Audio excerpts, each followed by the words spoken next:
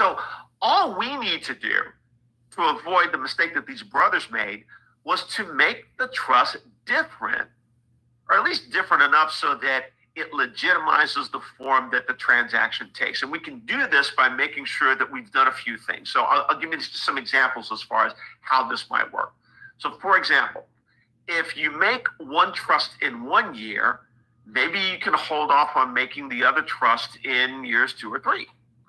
Or if you have different beneficiaries, you can have common beneficiaries, but make sure that there are some that are different ones. So you can have the same primary beneficiary and then making the residual beneficiaries different.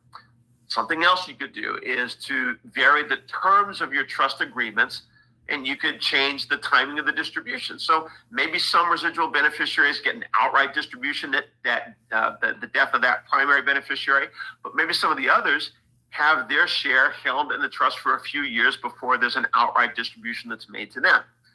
You could change the trustee's discretion.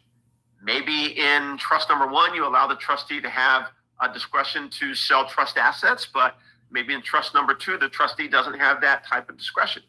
So having a different purpose for the trust, that's another example. If one trust stated purpose is to provide support to the spouse, you can make the second trust purpose to benefit from investment decisions from some type of expert trustee. So there's a number of different things that you can do. You can even have different trustees. If you allow the spouse in trust 1 to also be the trustee with limited discretion, then you could appoint an independent trustee to trust 2 with unlimited discretion. So again, there are differences that can be made in some of the structure and provisions of the trust, but effectively what it does is it creates a situation where you're looking at different trusts, and that would avoid the issues of having those trusts be considered reciprocal trusts and the potential penalties and tax issues from the reciprocal trust doctrine.